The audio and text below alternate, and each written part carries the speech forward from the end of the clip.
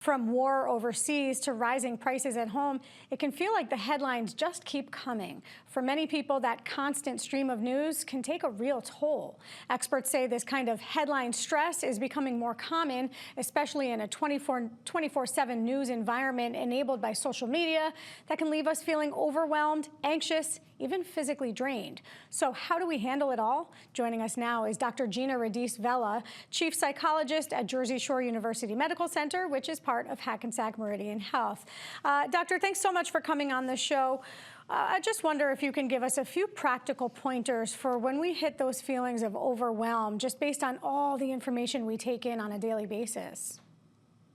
Absolutely, you're so right. We are constantly inundated with news information coming from our phones, from the TV, from the radio. It can feel really hard to feel like we can get a break from that. So my first advice is always for people to check in with themselves, identify what they're feeling in their body, know their signs of stress, and know what they're going to do to help them alleviate those symptoms of distress. We want to look for symptoms of not sleeping well, being a little more irritable, on edge with our loved ones, that physical exhaustion, difficulty or changes in our appetite. We want to know our triggers and our signs, and then know what we can do to identify and treat them. Okay, let's say that someone kind of goes through that checklist and says, yeah, I'm at like peak stress point. What do we actually do to calm our nervous systems, to kind of reset, or to better equip ourselves to handle the kind of constant input? Absolutely. So tune out those stressors and tune into what makes us feel good. Know our pleasurable activities, what we enjoy, what makes us feel better, taking a walk outside, enjoying a cup of coffee with our loved one. Do more of that and less of what's making us stress. It can be hard, especially I'll speak for myself and my colleagues, right? Sometimes we can't turn it off. But are there moments where we need to detach, where we need to separate from that input?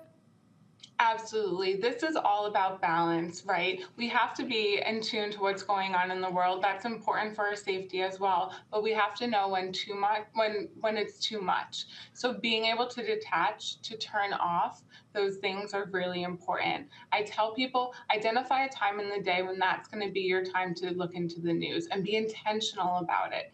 Also, be intentional about where you're getting your news information from. There are so many sources of information, we know that, and they're not all equally reputable. Find one, maybe two trusted news sources, credible news sources, and stick with those. Everything else, turn off those notifications, turn off those tabs, and just pay attention to what matters and in a balanced way. Yeah, and we know some of those companies will create clickbait type headlines, right, to get you going, to kind of get you hooked and to get you to read the story.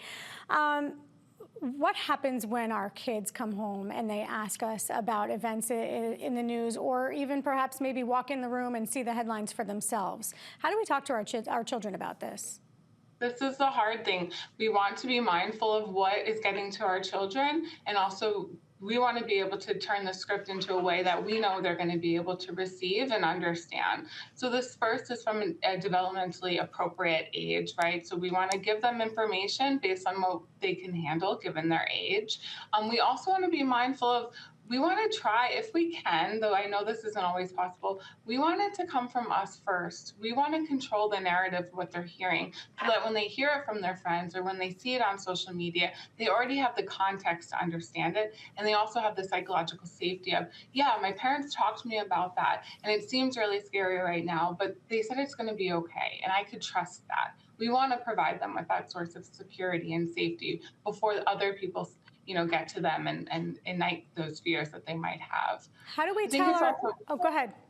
No, I think it's really important too. I think a lot of times as parents, we want to assure our kids that everything's going to be fine and that they don't need to worry, right? That's our job as parents. But I also think sometimes we have to toe the line of being truthful as well. It is really scary. There is a lot going on. It's okay that you're feeling nervous and worried right now. And this is what we can do to make you feel safer. Or this is what we're doing to stay in control. We want to balance truth and also their feelings. You just raised an interesting point, that sense of control. Sometimes we don't feel that sense of control. How do we know when we have it, how to exert it, especially when we feel powerless? Yes, absolutely. And I think this is what really exacerbates the anxiety and the mental health issues that we're seeing with the news, the constant stream of news that we're getting, that sense of powerlessness and lack of control. And there is so much that we don't have control over. So I always tell people, let's shift it to where we do have control.